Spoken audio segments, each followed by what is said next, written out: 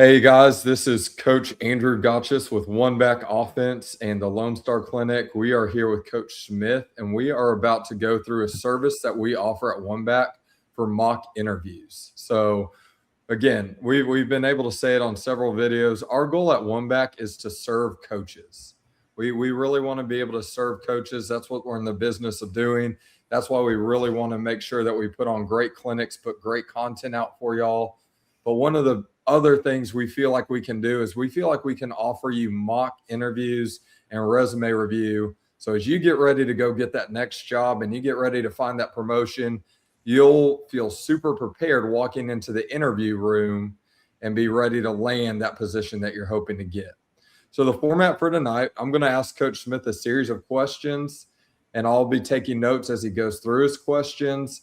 And then at the end, I'll give him feedback on his questions. I'll give him feedback on his resume, and then I'll give him feedback on the letter of introduction that he sent us. Now, the methodology we're going to use, there's no perfect way to do this. And every search committee is going to be looking for something different. But we're going to give you some things that we feel like are pretty surefire tips to help you walk into the interview room confidently and knowing that you're going to be able to impress the interviewers as the interviewee. So again, we're going to start with the interview questions, and then we'll move into feedback at the end. This is the exact same process we can do with you if you reach out to us and try to set one of these up. So Coach Smith, we're going to get started. I told Coach Smith not to worry about dress, and we'll just talk about dress, some dress pointers at the end. But again, I told him not to worry about it. We were going to be casual. If we do an interview with you, we'll kind of let you make the decision on if you come into the room casual. And then if you come dressed up for an interview, we'll give you some feedback on that as well. But again, I told him to come casual tonight. Okay, Coach Smith, man, we're glad you want this position. We're really excited that you're coming in to interview with us today. Why don't you go ahead and tell us a little bit about yourself? Well, I'm originally from just outside of New Orleans, Metairie. I was born and reared there, went to high school there, started college there. I currently am finishing up my Bachelor of Arts in Interdisciplinary Studies at McNeese State University through their online program. Day to day, I am in a classroom. I'm a paraprofessional at in kindergarten, so I get to deal with 6 and 7-year-olds all day. And then I go to practice at Riverdale in the evening. I got a wife and 2 little ones here at the house. They're 6 and 7, ironically, as I work with them every day. And an 18-year-old that's about to graduate high school with her mom in Tennessee. Been coaching football now for almost 10 years. That I have about 35 years in the business, working on both sides, on the field and off the field, and in various front office capacities. I was a general manager twice for 2 professional indoor football teams. I've worked in operations. I've done everything from run the team to be the guy that picks up the trash and lines the fields. So there's not a job in this industry I have not done or will not do. Fantastic. So real quick, we looked at your resume. We did see you have 35 years in.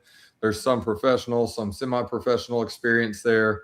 What is it about high school? And you're working in an elementary school right now. What is it about high school? Why do you want to get back to the high school level?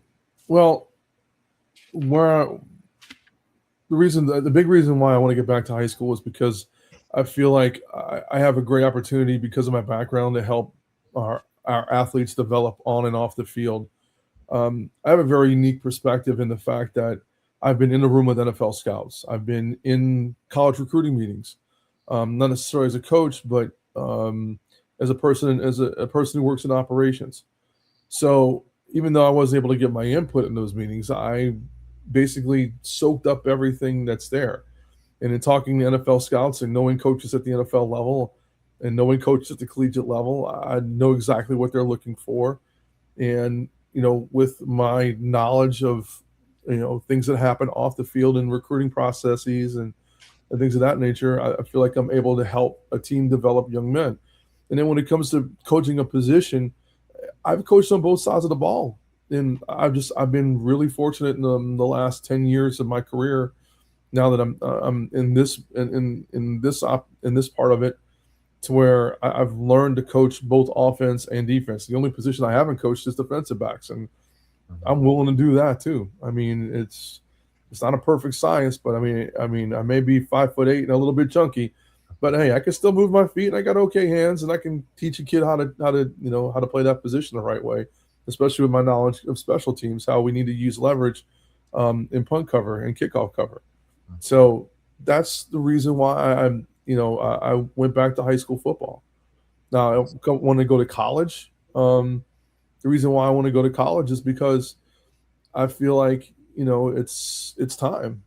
Mhm. 7, 8 years on the high school sideline, and I'm back to where I started 10 years ago at Riverdale. Um, so to be able to take what I've learned and now impart it to college guys and try to see if my scheme works at a higher level is very intriguing to me. Awesome. Great answer. Coach, you talked a little bit about your philosophy there, but if you could describe your coaching philosophy, how would you describe that? 6 seconds of perfect execution. It comes down to that. We all take from other coaches, and I love what Kurt Signetti, head coach at Indiana University, defending national champion in the bowl subdivision, he has come out time and time again and said that a play lives in 6 seconds. You have to live in those 6 seconds of the play. And in special teams, execution is everything. And we have to live in those 6 seconds, and we have to be perfect or nearly perfect in those 6 seconds. And that's the philosophy, is trying to be as violent and as angry as possible, but execute perfectly within those 6 seconds. Awesome. Great answer to that. Going to go with a two-parter here. Sure. What would the past players that you've worked with say about you? And then what would the past coaches that you've worked with say about you? The past players would say that I have a very good relationship with them. I'm able to relate to them. I can understand their plight. I may not be from the same socioeconomic background as they are. I may not look like they do, but Mhm. being around as old as I am, because I ain't a young chicken, I'm 53. Um, to be as old of a cat as I am and to be able to understand kids, um, I think that's what players that I've coached would say. I can relate to them very easy. As far as what a coach would say about me, um, I'm very reliable. I always show up. I always work. I do what I'm asked to do, um, and I'm can start on my own and I can finish on my own. I don't need direction very much, um, and that is a kind of an attribution to my equipment management background. Mhm. Because that's where I started, and sometimes you have to be a self starter. So yeah, that's pretty much it in a nutshell. Awesome.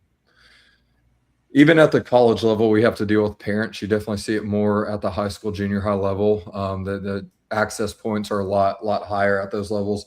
But even at the college level, we deal with parents who have athletes who can be difficult to deal with.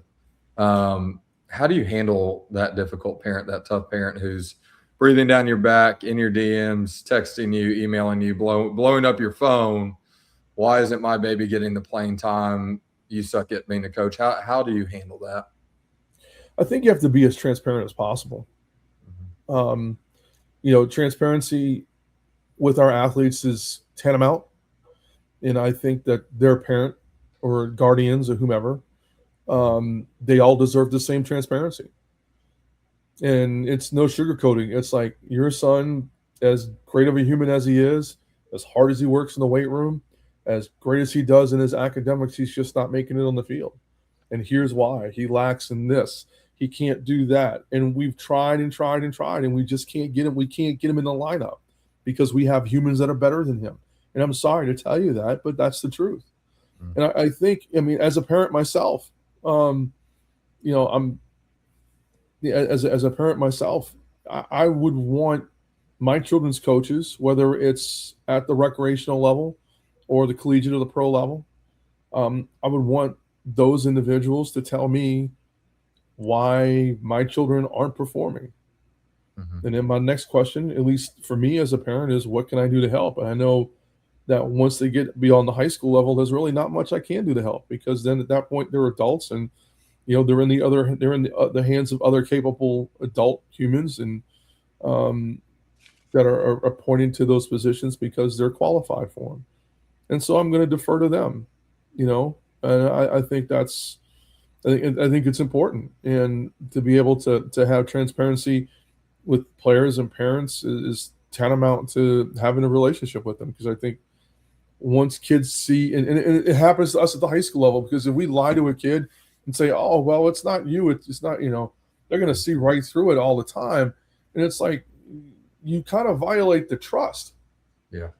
And I think that's important. I mean, we can sit here and talk all night about scheme and all these other things, and I can prove to you, I can sit here and tell you why I'm good at what I do.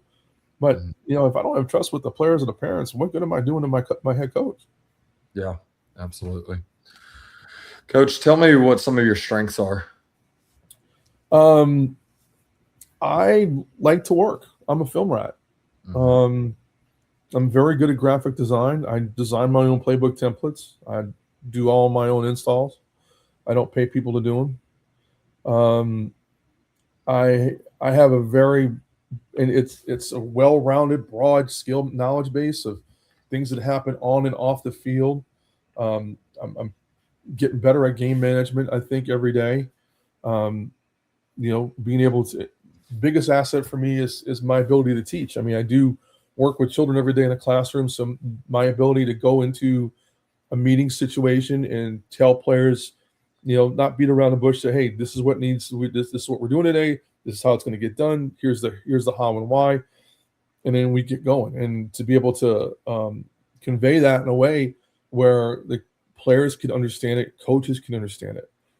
The other thing I think is I don't mind hard work. I think there are a lot of times, and it's no offense to other people in our industry, but I think a lot of times some of us fail to, enjoy the hard work, because it's like, being able to paint a field, and, yeah, it sucks, but we got to do it.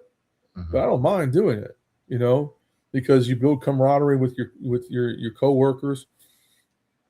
They see the effort that you put in, and your effort kind of bleeds into your daily work as well. So, and then being able to be a person that can be trustworthy by my head coach, by the guys I work with every day, them being able to tell me stuff and put their faith and trust in me, that if they tell me something and ask me not to tell anybody, I'm not going to tell anybody. For sure. Whatever happens in the room stays in the room. What's a weakness that you have, Coach? I don't have any weaknesses. No, I'm just kidding. That's a great question, because it's the toughest question of any interview, even when I've given interviews as a general manager.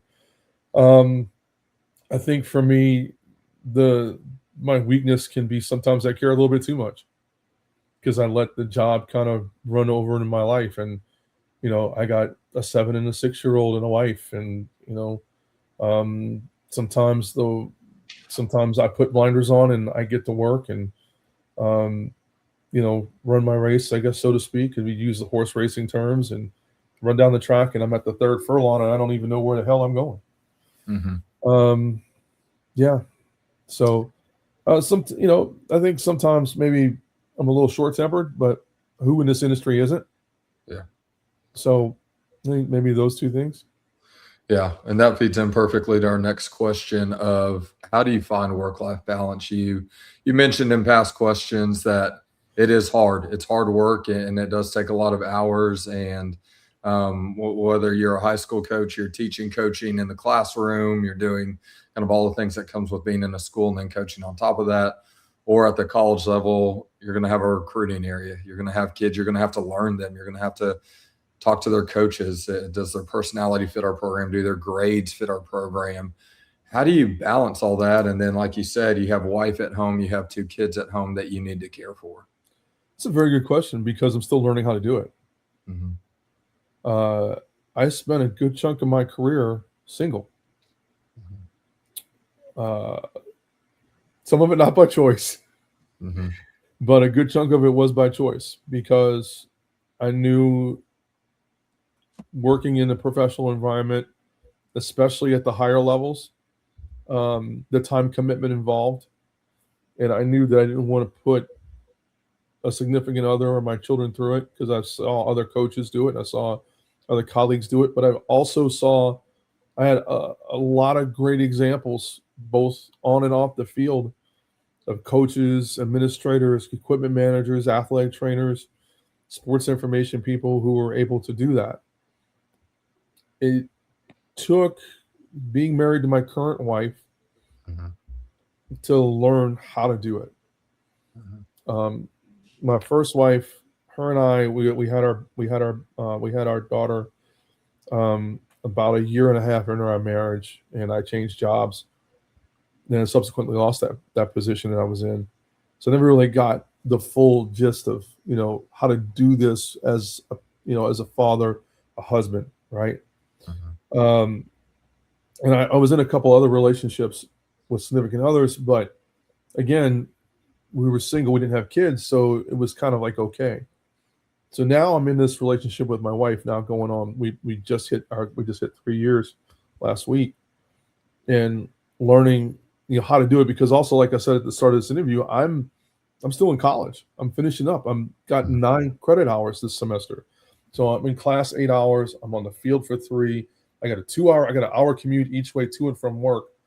And then on top of that, I got almost nearly a full class load on top of being a dad and a husband.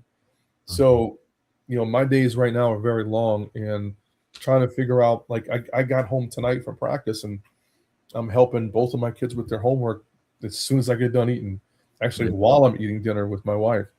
So yeah, it's great to have the work life balance, and my wife is very understanding of it. So my kids are on my middle and my youngest are as well. I'm still learning how to do it. For sure. I don't think that there's a book that's written for it. I don't think that there's a 100% correct answer for that question. To be honest with you, For so sure.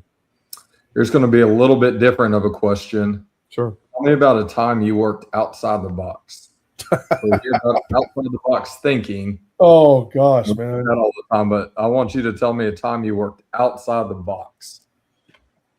Ooh, outside the box. Okay. Um, that's a good question because there's so many times I've had to do that. Well, as far as coaching goes, I'm coming from operations into coaching, and Mhm. so just kind of thrust into coaching itself. I mean, I've coached before, but I coached at the rec level, and I never coached football really up until 2012 when Chris McEwen, who was my head coach in Knoxville in the Pro Indoor Football League, who's now the principal at Panhandle High in Amarillo, Texas. Mac just kind of put full faith and trust in me to be a special teams guy. I had never done it before, so I had to learn everything on the fly. So when I get to Riverdale back in 2015, I go from being the assistant D-line coach to the wide receivers coach, the running back coach, and the quarterback coach all at the same time. So it's like, okay, having to learn all this stuff on the fly, even though I've been at practices for my entire career. So trying to learn the game and be creative with my everyday drills and the things and learning how to watch film. But something that I did completely out of the box, I would have to say, and it's the weirdest fix I ever had. So as an equipment manager, I was working at College Gridiron Showcase in 2015, and the Speed Flex had just come out. And this was when they had the transparent chin straps with the ratchet, right? So there was this kid, and the strap broke, taking a hit, right? So I took the helmet off and I took the thing out and I drilled 2 holes in it and I put a cable tie. I put a cable tie in it and pulled that sucker as tight as I could and sent him back on the field. And amazingly, it held. Um, that's something that most guys I don't think we think about doing, but um, you know, yeah, that's probably like the most unique fix I ever had in my equipment career. I mean, hey, look, when you're back in the day in the Arena Football League, we had literally a minute to fix stuff. So you got to come up with something real quick, like whether it's to run a string through a jersey to tie it up, or do what you had to do to get keep the guy on the field. So there's like 1,000,001 times I did that. But yeah, that's probably the most out of the box thing I've done in my career, other than be the general manager for a professional indoor football team and do every job by myself. Yeah.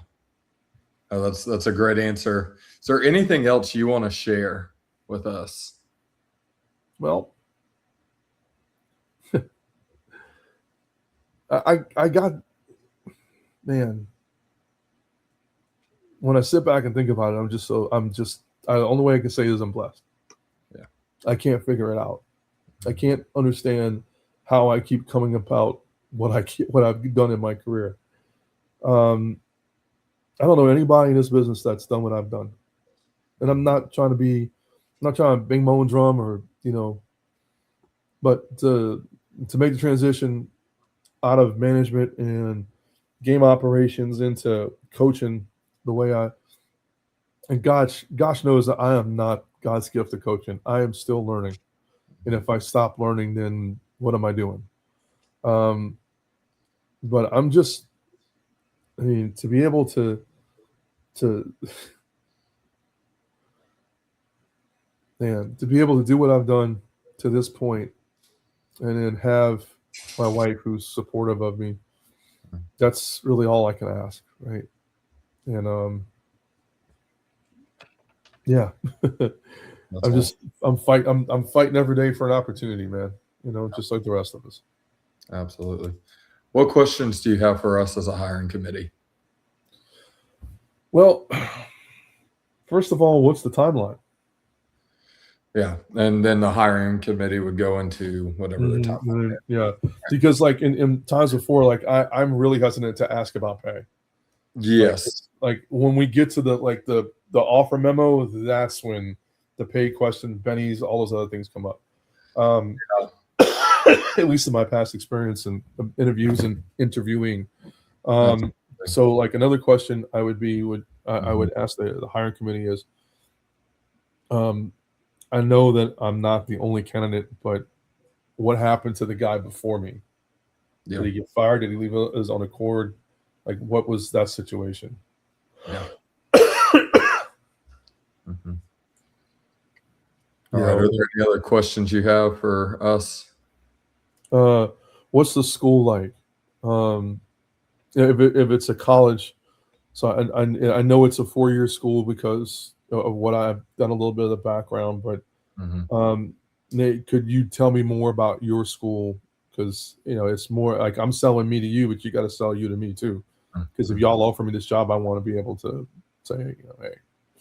I'm trying to think what else. I don't know, because usually when I interview, it's just stuff that pops in my head. Sometimes I just remain silent. Sometimes I'll ask like 3 or 4 questions, but I don't know. Awesome. Yeah. Man, Coach Smith, we appreciate you coming in to interview with us today. We thank you for your time. We thank you for these answers, and we will stick to the timeline that we gave you and make sure that you hear a decision either way. Cool. Thanks. Yeah. So, all right. So interview part's done. That was a great job. Definitely took the entire time. So kind of here's what we're going to do on our review portion of this. I'm going to give some pointers on the dress and kind of some of the nonverbals that are hard on an online interview, just with getting camera angles and lighting angles and everything else. But as we're sitting in an interview room, we want to be aware of these things. When it comes to dress, I know the dress code is going down for a lot of interviews. You walk into a lot of rooms and it's slacks and a button down. Golly, I've walked in and I've seen slacks and a polo across multiple candidates. Dress is an opportunity for a separation to occur. Just because everybody else, just like we would tell our teams, just because everybody else is dropping the standard, we don't drop the standard for us, right? And so I always encourage guys on dress, put on the suit, put on the button down. Slacks are fine with it. I don't think you have to go total suit top and bottom. It could be an extra touch. I think if you're going for the head coaching coordinator job, you definitely could if that's in your future. start preparing in the present tense. And then I always encourage guys, find something of color of the school you're at. Right. Find something of color of the school you're at. And worst thing you can do, in my opinion, is pick a color of the rival school. So that's one thing we definitely want to avoid. Yeah. If the administrators don't pick up on the fact that you wore a rival school's color, the coach will for sure pick that up. But if an administrator doesn't pick that up, that could be a yellow flag of, hey, how invested are these administrators in athletics actually? So that's definitely something we want to watch when we're looking at dress. Now, when we're looking at actually being in the interview, one thing we would obviously never do if we were sitting at that round table, we don't want to fold our hands on the table, be leaned over the table. We don't want to have like anything propping our head up. We want to seem fully engaged, physically engaged, eyes on them, nodding to answer, smiling along, the whole smile and wave mentality. It does work. Just presenting that positive, upbeat energy in everything that we do. Make sure our answers have life and voice. And you did a good job of bringing life to some of your answers. And so just making sure we stay consistent in the life and energy that we bring to our questions as we go throughout. And again, making eye contact with that interviewer. Again, on a digital call, it's weird. That's why I don't like digital interviews. I definitely prefer in person. But for this, for the circumstances of this, obviously digital is best. If you're a coach watching this and you're in Texas and you are in the DFW area and you want to meet up, I would love to do this in person with you because online sucks. So definitely just pass on those details when you get to us and are looking to set this up. Now, moving on to some interview feedback. So we worked through some tough questions. I threw some really tough questions at you. We started with the basic, tell us about yourself. As you go into an interview, that should be almost a scripted answer that we have ready to go because we know it's the one that we're going to get right off the bat. I don't think I've ever walked into an interview. I don't know many people have walked into an interview and that's not question one. And so that is really, you want to talk about first impression outside of your dress and giving a good handshake and bringing good energy to the room. You don't want to open your mouth on question one and be an idiot right off the rip. So we have to have good information for the tell us about yourself. And you did a great job because there are questions that HR can't ask you. I have a wife. I have a kid. I have this. They can't ask some of those. My age is this. They can't ask some of those. Now, there's some of those we can keep to ourselves. Age, you can kind of get a feel for. You definitely don't have to share it, but it can be shared. The wife and kids one for sure needs to be shared. I have a wife, I have a kid, I have dogs, whatever. They can't ask you questions like that. Go ahead and give them the background information they need. And that way, if they have a problem with you having two kids, two little ones, that's their problem. And you don't want to be there anyway. And that saves everybody a lot of headache and heartache on the backside. So go ahead and let's make sure that we're giving them the information that they can't ask. You did a great job of that.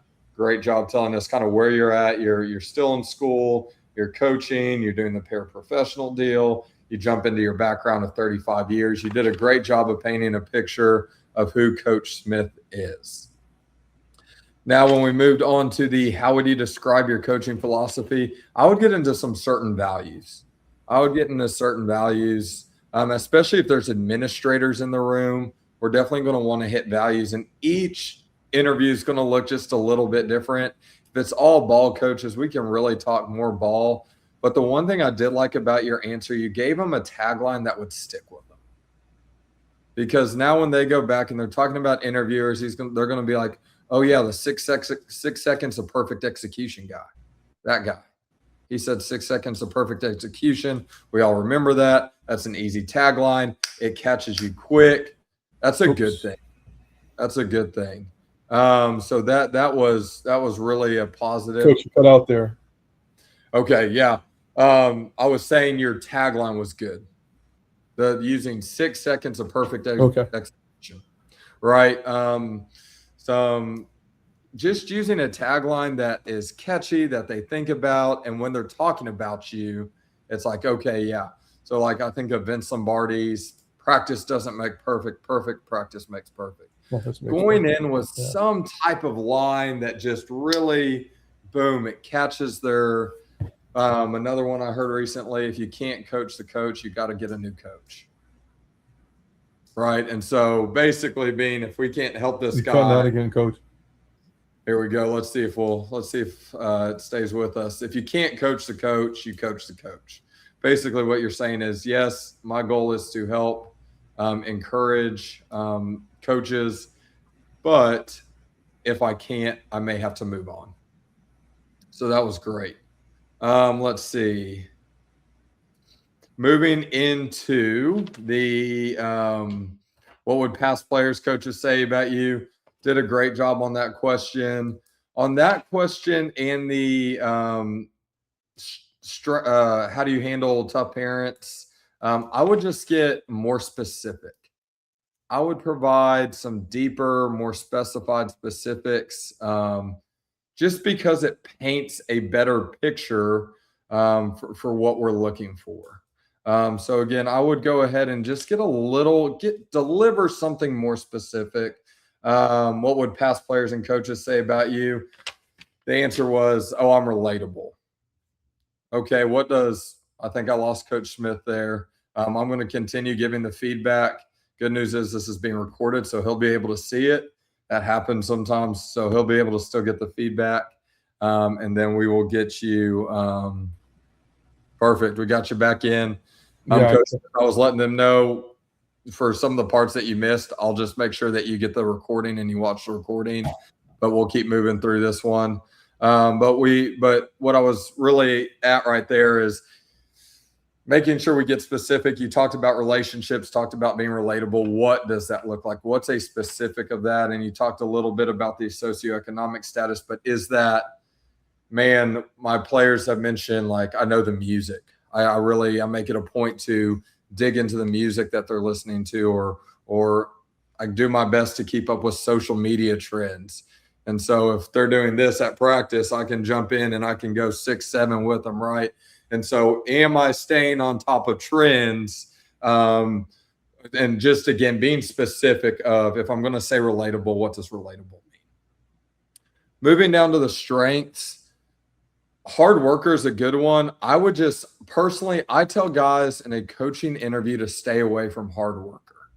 Now, if we're doing a teacher coach interview, if we're doing a coach and XYZ interview, if the coach has multiple layers to it, now I go ahead and I say I'm a hard worker, because I'm reassuring the principal in there, hey, I'm going to teach this class well and I'm going to coach kids well, right? I will do both. But I think in the coaching world, I think it's just kind of a given and an expectation that we're hard workers. And so that I would go find a strength that positions you better. You can pull past answers. You said, man, my players described me as relatable. I would really say that's one of my strengths. I love to build relationships with my players. This is what that looks like. I mentioned it in the previous answer. That way you show them that you're tracking with the interview. You're not flipped out. You're not freaked out in the moment of a new question. No, I'm tracking with the interview. I remember a question you asked. I remember my answer, and I'm going to pull it up and reuse it. And that's okay. It shows that you're giving good answers that you are really thinking about and are staying front of mind. Teach is a good one, because that's all coaching is. It's teaching on the field. So that is a fantastic one. I love that you brought in your teaching experience. I teach 5- and 6-year-olds. Yes, if you can teach 5- and 6-year-olds, you can probably teach anyone else. So that was a fantastic example. You did a good job. There is a tension on that weaknesses question. Make them real, but it's not a church accountability session, right? And there is a very fine tension between oversharing and sharing, not sharing enough. Because you go in, you don't share enough. Now you seem like very narcissistic, right? You made the joke about, oh, I don't have any weaknesses. I think that's a great one, especially if we've seen people in the interview room laugh. Now, if we get 5, 6 questions in and they're on the weaknesses question and nobody's laughed, make sure we're reading the room, reading the content of the people and their faces. If they haven't laughed at any jokes yet, just let the jokes die, right? And Right. just kind of let them go. Read the room, show them that you're adaptable, show them that you're willing to match their energy where they're at. And if you know that's your personality, that may be a yellow flag. That may be a yellow flag that says, man, if these people can't laugh in an interview, they can't have a conversation with me right now. When they're like you mentioned at the end of your interview, I'm interviewing you, you're interviewing me. If they can't laugh in an interview when they're trying to get you to come in, and you don't have a win-loss record even yet, that's something we're going to want to consider down the road for sure, as we look at potentially taking this job. And then lastly, on the work-life balance, yeah, I love the wording. I'm still learning and I'm always learning. I'm still learning. I don't think you can go wrong with that answer ever in an interview. That shows a humility about yourself. It shows a desire to grow. It shows a desire to learn. It shows a desire to be better. As a head coach, that's what I'm looking for. I'm looking for a guy who's going to come in and say, man, what areas can I grow? Even as a coordinator, like I would hope if I'm interviewing a coordinator doesn't come to me and say, yep, we're good to go. This is my offense. This is how we do it. This is my defense. This is how we do it. And that's set in stone. I want the coordinator to come in and say, I'm willing to listen to my coach's opinions. I want to hear what they have to say because I know there's better ways we can do things always. So great job on the still learning. That was a great answer. You did a great job of being very personable on the work-life balance of telling the story. Hey, my wife that I'm married to now, she taught me that. She taught me work-life balance, and it's been a give and a take. And that gives me confidence as an interviewer that the people at home are supportive. Because when the people at home are supportive, now we have divided attention. And so, and you're worried about what's going on in your house, as you rightfully should be. So hearing that you have that support at home, that was good. We as an interviewer, that's what you want to hear. I want to hear that, again, you give me the background early. He has a wife, 2 kids. I can't ask that. But he tells me, so that's good. And now I know she's supportive. Because there are a lot of coaches' wives right now, especially in the 0 to 5, 0 to 10 coaching year range, that are like, get out, get out, get out, get out, get out. And if all you're hearing when you go home is get out, I'm probably not going to get your best. So you did a great, great job with your answers. Again, gave some pieces of feedback that we can improve on. Let's move over to your resume real quick. Okay, so looking at the resume, starting on this left-hand side, that is a great job with education. McNeese State, boom, I'm going to graduate. I would go ahead, if it's in the future, I would put the semester. Okay. In the past, it doesn't matter. But the reason I'm saying that is we don't want to confuse people and they think December 26th. Okay. It tells the interviewer, hey, I know that he's going to be graduated, he'll have his degree, and he'll be ready to go this fall. Okay. Let's see. I know you being a non-traditional student groups aren't going to be in there, but any honors, any programs like that, any classes that tie in that are unique. So if you took a facilities management class, I think that would be a good class to add in there. Just giving some idea of coursework that's contributing to what you're about to do. Coming down here, when we get into skills, and it's that we see this, I see this a lot of places, we put every skill that we have, and some of them are just givens. Okay. So when we come into, most people this day and age are great in the Google Workplace. They're great as a football coach. You have to be good at huddle. Mm-hmm. That's like saying the sky's blue, right? Or the Pope's Catholic. So we don't want. But isn't it, the reason why I use huddle is because I know mostly it's like 9 9/10 out of 10 times everybody uses huddle, but there are some people that use quick cut. There are very, very few, if any, that will use Catapult or somebody else like that, and so that's why I use that as a just as a designator. But I mean, if it's almost like assumed and given, then I can easily take all that out. Yeah. So again on this, as I give you feedback, everyone's going to give you different feedback. Right. My personal feedback on a huddle is going to be, first of all, huddle's like a user-friendly video version. So really it's like lowest barrier of entry. To me, Quick Cut's comparable. It's the same thing. Mhm. If you've ever used both platforms, they're basically exactly the They're same. basically the same. You're right. Yeah.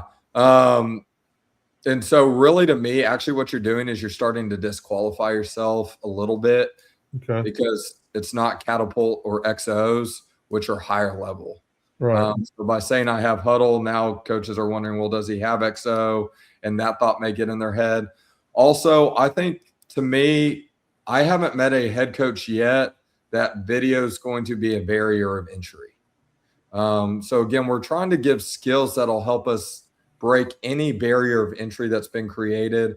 And so a lot of times you can learn either through guys on staff or the video guy there because everybody learned.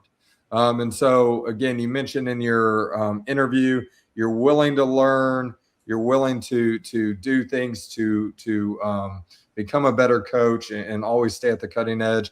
So I think we can kind of eliminate the video one. I'm Sports pulling my coaching. resume up as you're telling me this, so Yeah. Sports coaching is another one I think you can eliminate. I think yeah. that one you're applying to be a coach. Hopefully that's a given. But what I did is I took this and I adapted it from the resume that I use when I apply for teaching mhm, gigs, mhm. and I just didn't change it up, but I know Yeah, now I'm gonna do that. yeah, yeah, and that's a really good point.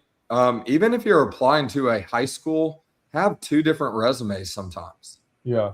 Because the nice thing is you send out the resume anyway. I mean, you're not changing your resume maybe once a year. You're changing your resume, but it's not a big thing that you're doing all the time. So go ahead and just make two. Make one that's classroom that also shows you've done on the field stuff, and then make one that's more for the coach, and then you can send those out to the respective parties as needed. Um, Honestly, most places you go probably aren't going to need website design and management or um, let's see, ticket sales is probably going to be another one that we're not big on. As an assistant coach, media relations probably isn't going to be something that is going to be within your purview. If we're at the college level, that's going to fall under an SID. If we're at the high school level, that's going to be designated to a head coach or coordinator or athletic director for media relations. Game management and play-by-play are two more that game management's a given, and then the play-by-play. Now, if we're interviewing for a radio job, yeah, that's great that we have play-by-play experience. But for coaching, I would not do play-by-play. Okay. Yeah. So as we're looking at it, um, you know, we can kind of look at some different skills. Again, I would stay away from the hard work one. I really would. I love the graphics one is great. I love the social media one. That's a big one. Um, the video is really good of, hey, I've done the video because that is different. If you've done any of the GPS, any of the catapult, any of the I would put that there. Yeah, lighting. I haven't had the pleasure of doing that yet, to be honest. Yeah, I have not So, either. But definitely, if you have any vendors from when you were a GM, your time as mhm. being a GM, a strength could be an extensive vendor network. Why does that matter to a head coach? Because now head coach is thinking, okay, he has a relationship with a vendor. He can sit down, talk with me, and we can maybe get good deals with the vendor, especially if you had a good relationship. The thing on our strengths, we don't want to oversell who we are. Right. But we want to give skills that aren't, to me, if it's, you can use the job description to kind of sculpt some of the skills, but I would try to give them skills that we can tie in that aren't on the job description. Okay. And what that does, it just allows the coach to see, okay, he is well versed. He has things outside of athletics that he does. One thing I put on mine, I love to do achievements and volunteering in that little sidebar. So I do for the achievement volunteering, and I volunteered with the FCA. Okay, that's in the athletic space. It also answers a question for them that they can't ask. I'm a believer. I'm a Christian. So they can't ask that question, but now they know I have a faith background. Easy through that one. I put some of the church volunteer experiences I did. Okay, he's going to want to be in church on Sunday. That's compatible with our program. It's not compatible with our program. I put on there that I'd run a full marathon and 15 half marathons. To me, it's important that coaches stay in shape. And that may be something that's a huge thing for one coach. Another coach may not care about it at all. And then the last thing I put in is I'm part of it. I was part of the We Will Win Coaching Future Head Coaches Academy. So finding little volunteer and achievements that aren't what do you do when you're away from the field? What are some things that you do when you're away from the field? And then in my certifications area, I have obviously all my teaching certifications, my USA weightlifting one, CPR AD, air raid certified. I go ahead and put those, again, relatable certifications in there, and even some of the ones that may not be completely relatable, but can give a coach a picture of who you are. And it ties into your answer of always learning, right? Still learning. So one that I've had on a resume before, I went and got the Dave Ramsey financial coach certification. Tie that in, and I tied it in the interview. Man, if you'll look in the certification sections of my resume, you'll see a bunch of random ones. To me, that's my way. That's how I keep growing. That's how I keep learning. Is by adding certifications, even if they're not football related, even if they're not education related. I'm always trying to learn and grow. So kind of helps that answer in that respect. Coming back over to some of the answers kind of in the body, moving to the main body. I think one thing we can add at the top is we can go ahead first, kind of jumping back. It looks to me, and you can correct me if I'm wrong, it looks to me like we were aiming for one page only. Yes. Okay. Because based on my so based on my past experience of hiring people, and then just advice that I've gotten from several people in the business world over the years, is that, you know, and I, because I've gone, this is like, I want to say this is like the 7th different format I've used in my career. Something like that, because it's, you know, as times change and as graphic design and all these other things have come online, you know, it's all changed with it. So yeah, it's just, I mean, is it okay to go 2 pages now? Yes. Yeah. Okay. Yeah. I would go, you can go 2 pages. And here's the thing, even in coaching, like hopefully we're not bouncing around every year, because that definitely extends the resume out some. Yeah. But in coaching, I think if you can put your experiences on paper and you can give good measurables, I think we can even go to that 3-page area. Now, what we don't want to do is we don't want 3 pages of just garbage. Right. But like, so coming down, I tell people to give a summary statement. Okay. Just a real brief. I'm an educator. I'm a coach. I have 10 years of experience. My goal of coaching is to serve student athletes. It's to serve coach. Just give them a brief 1 paragraph, 3 to 4 sentences. This is who I am. One thing I've done on my resume too, and I don't think it's necessary, I don't think it helps or hurts, but I have quotes from 2 people. They were kind enough to go on social media and kind of give me, like, I guess, an endorsement, if you will. So I took those endorsements, I quoted them, and I have it on my resume, just because of kind of who these people are. So if you have a name if you have a big name endorsement, go ahead and just put a small little reference up top of, hey, these are endorsements that I have. Then I jumped into the experience section. And as we jump into your experience section, so what we're going to want to see, coach to first team all district. Perfect. So what I would do is I'd cut that down to tight end first team all district selection. What I would do too is, so I know we have kind of 25, 2016, 2015, just out to the side of 25. What were your roles in 25? To the side of 16, what were your roles in 16? What were your roles in 15? So instead of coaching middle school offensive line as a bullet point, just put that next to 25, or just make it part of, hey, that's just part of the bullet point up there. Riverdale High School, special teams coordinator, video coordinator, tight ends, defensive line, offensive line, right? We can even cut that down and kind of allow them to ask questions at a certain point too. Let's see. Would it be better to take all that stuff out, or just to modify it? I know I like that you have it, the special teams coordinator, the video coordinator. I like that you have that. It paints a picture of what you did there. So that's good. But again, I would take that coaching middle school offensive line point out. Okay. Let's see. Yeah, the 8-2 record's good. First round home playoff game, first time in program history. Yeah, that's an exciting bullet point for sure. Graphics for social media is great.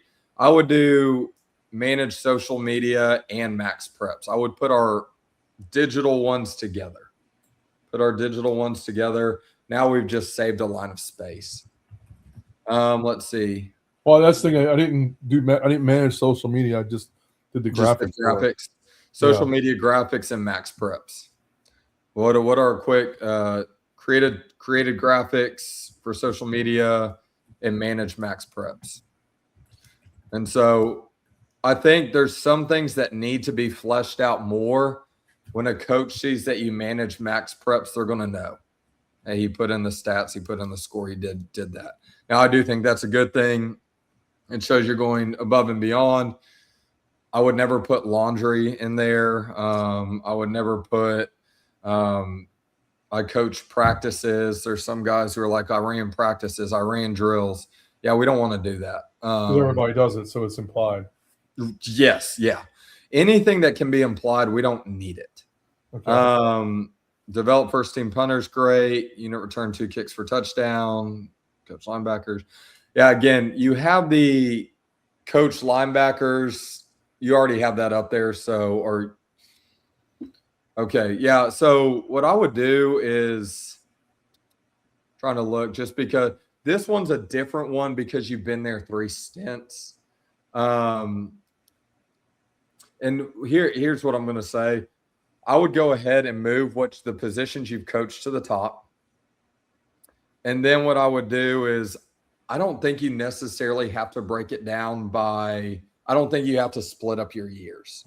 So now what we can do is we can do develop first team all district punter 2016. Again, I'm saying this, there's a bunch of different ways to do it.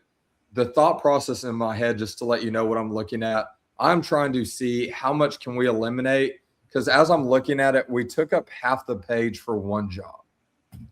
Now we had 2 different stints at the same job, but we took up half the page for the job. And then, like, again, another bullet point, also coach quarterbacks, running backs, receivers. It just doesn't, as I'm looking at a resume, I'm like, okay, he coached. That doesn't really tell me anything. I know he coached a position. Let's see. And that's where a summary statement can really come in good of, I've been able to coach every position on the field so far. Now they know. And then some of your bullet points will give it away too. I developed a first team all district punter. Great with again, any measurables that we have. I think we need to move more from task to measurables. If that makes sense, moving from task to measurables. So again, anytime we have a kid on an all district team, that's great. That's a measurable. 2 return kick for touchdowns. That's great. That's a measurable.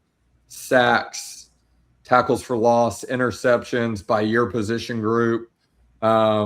Anytime that we can add measurables is huge.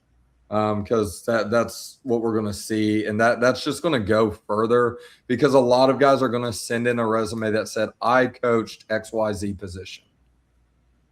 A lot of them aren't, and it shows you went the extra step and you kept the stats, or you at least took time out of your day to go look back at your stats. You know what your position group was doing. Oversaw team equipment operations. I would change that line to maybe manage team equipment operations. We want more of a operative commanding word. Oversaw sounds super hands off, like I'm like supervising from away.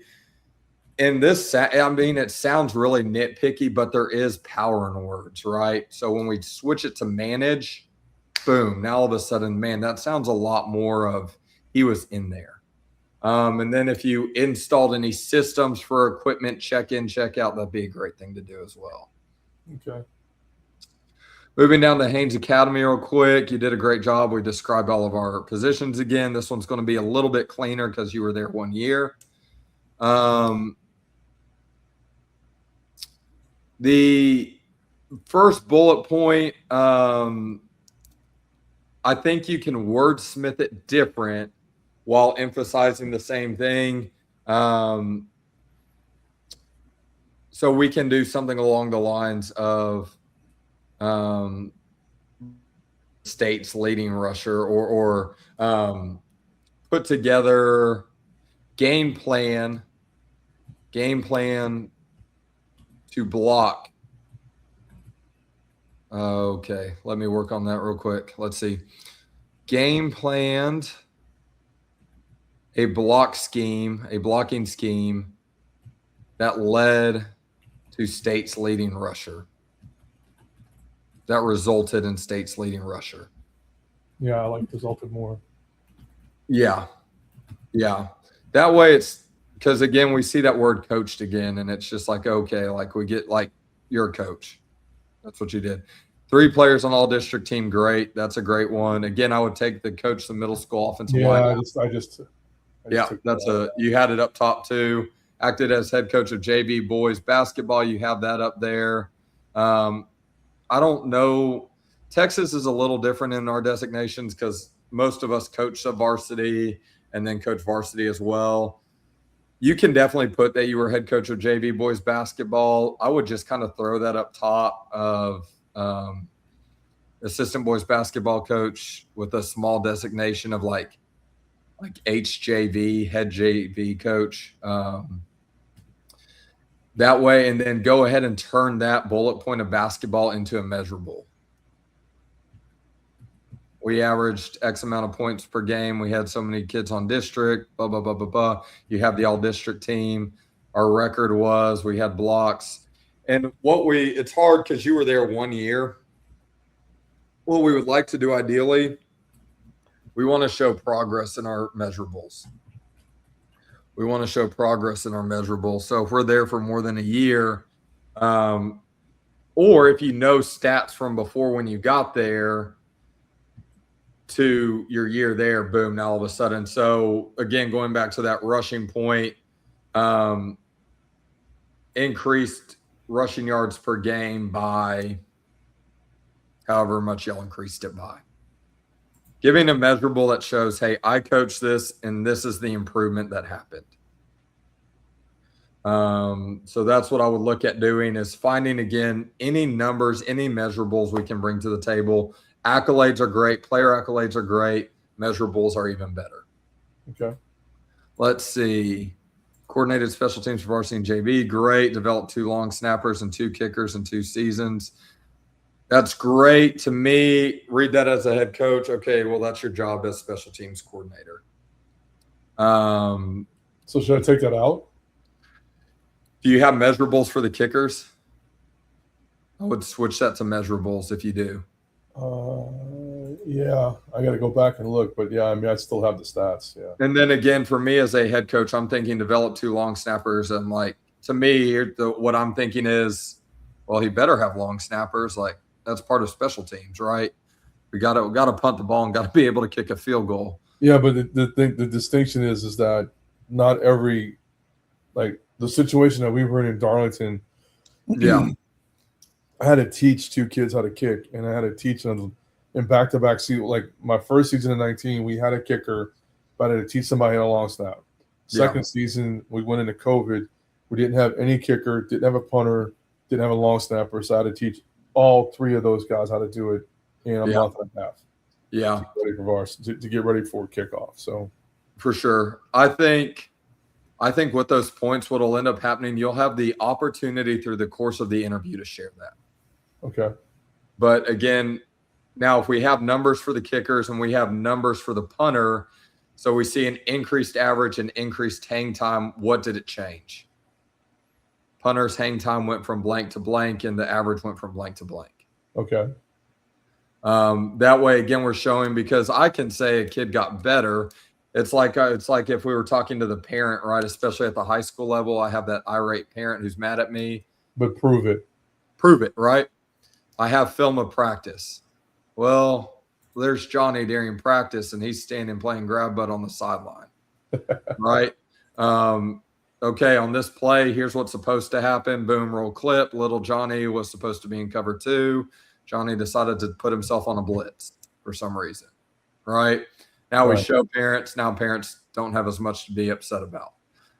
Same thing here. Same principle, different execution. Okay, you said you coached the punter. Great. Prove it, right? Created special team scouting reports. Great. I would, yeah. I think that's a good one to have in there. Did you get the chance to present them?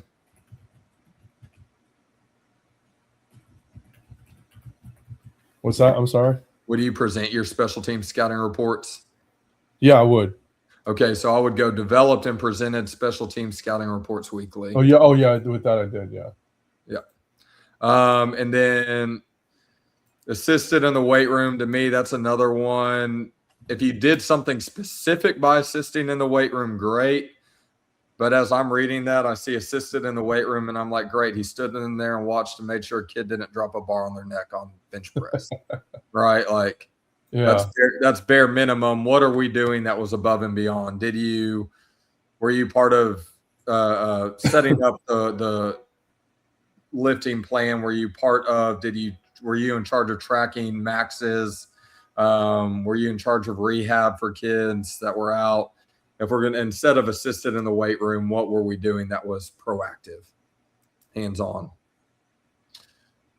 Let's see. Coach outfields and catchers, great. Again, if we can find a measurable, helped with field maintenance. Again, that's one of those ones I feel like a coach is going to look like that and be like, yeah, no kidding. That's part of being a baseball coach, right? Everyone's going to be expected to drag, paint the lines, trim the grass. Like, that's just part of being a baseball coach. I know I've never coached baseball, but I know those guys are anal about field maintenance. So yeah. Now, if you did something specific, if you brought something to the program, hey, I brought this system for dragging the infield and it saved us 30 minutes a week, whatever. You can add that in there. I wish I could have done that. Yeah. Yeah, no kidding. I think if you can, you'll end up making a lot of money. You'll be able to not be a coach and be a millionaire. So yeah, exactly. Let's see. So great on that. And then the last little part we're going to move to right now, we're going to move to the intro letter, and then I will let you go because we've been going for about an hour now. Well, that's fine. I appreciate it, Coach. Oh, absolutely. Great job. We knew who we were looking for name-wise. I'm writing to formally express my interest in the special teams coordinator position. Great. Boom. This is the position I'm looking at. Here's where I'm currently at. I serve as this and this at this school. My previous experience includes roles as the offensive line coach, special teams coordinator, video coordinator at Haynes Academy. Great. I wouldn't put the past schools you've been at. Now, I think you can put additional roles include, but past schools, any unnecessary, anything that's going to make the email longer, anything that's going to make that letter longer, that's answered in your resume. Okay. What can I pull out and allow the resume to answer for me? Because the resume is going to be attached to this, obviously.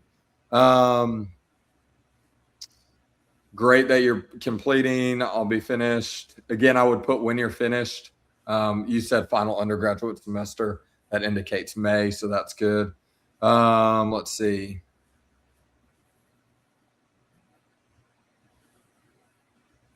So as we come down to I have coached on both sides of the ball and managed significant administrative operational responsibilities. Again, I just don't think it's specific enough to be given the time and space.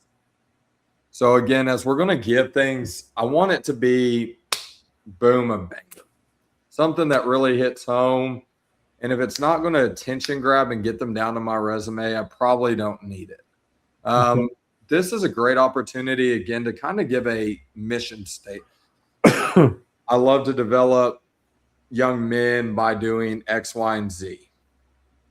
I've been building relationships with the young people I coach by doing whatever. Or, again, any major accolades, right? Or so for mine, I had the opportunity to work at Baylor. So I have 5 years of Power 5 experience and then 10 years of coaching experience altogether.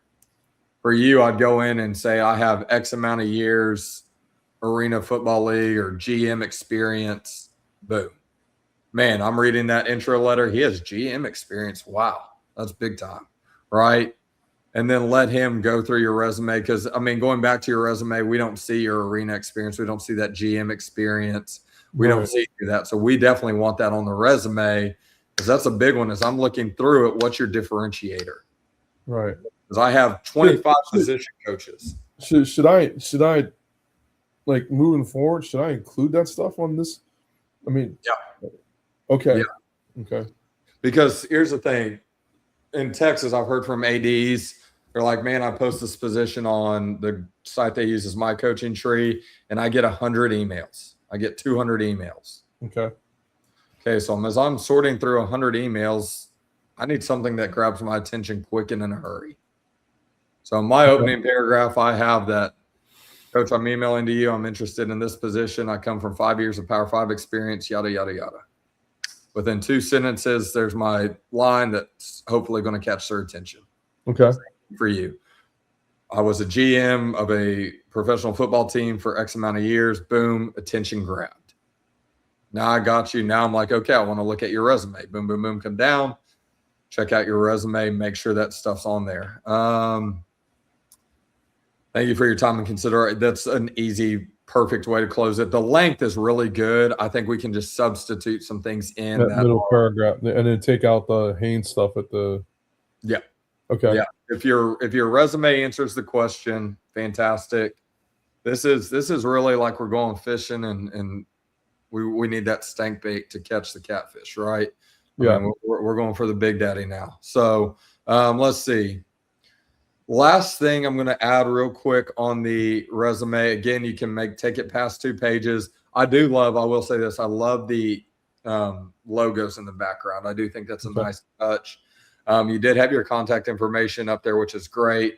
I just feel like the whole internet probably doesn't need that. So we did take that off for this. I mean, if somebody wants to call and talk to me, I'm willing. You know? Yeah. And I'll have you drop your social at the end. That way, if people want to follow you, they definitely can. And we'll put it in the description. Let's see. My only 2 kind of additional recommendations, and they're not recommendations. I think they're just an added bonus. If you have your listed references, if you have them type out, tack it on to the end of your resume. Gotcha. That's really, really easy thing to tack on. And then if you have any pre-written letters of recommendation. Okay. So I'm blessed enough to have one from Grant Taft. So that's tacked on right to the end of my references. Wow. So it goes resume, references, and then pre-written letters of recommendation. Okay. Joey McGuire was gracious enough to write me one too. So those 2 are on there. And so they read my resume. Can I just mention that I'm professionally jealous of you right now? Like you said, I've been blessed to be in some good places and yes, have been blessed by family by being in the right spot. So I look back on the people who have fed into me, and man, yes, sir. God's been good. So thankful for that. But those are the things I would recommend. Man, Coach Smith, appreciate you for joining me tonight. Hopefully this was helpful. Yes, it You have our was. email now, so if we have any other questions, just let me know. And again, glad you were able to join us. If this is something you're interested in, reach out to us. Email us onebackoffense@gmail.com. We'll send you over a quote, and then we'll get you taken care of. We can break it up into just resume review, just intro letter review, mock interview. We can do all three like we just did with Coach Smith. Email us, let us know what you want, and we'll be able to help you out. Coach Smith, let them know how they can find you on social media real quick now. Okay, so really the only place I'm the most active is on X, and that's at the Steve Smith LA. And I can thank the Chris McEwen, who's principal at Panhandle in Amarillo, for giving me that handle. The Steve Smith. The Steve Smith, yeah. It comes from a dinner that we went to, that we met up at when I was living in Myrtle Beach, or near Myrtle Beach, and he's like, well, if it's not the Steve Smith, because I'm not the only Steve Smith, but in Mac's eyes, I am the Steve Smith. So I really do appreciate that, Mac. And that's also my Instagram handle. So if you're a fan of Southland Conference athletics and really don't like McNeese athletics, well, I'm sorry, because I'm a stand for my university. So what can I say? There you go. Coach Smith, thanks for joining us. We look forward to hearing from each of you soon. If there's any way that we can serve you, don't hesitate to reach out and let us know. We'll talk to y'all soon.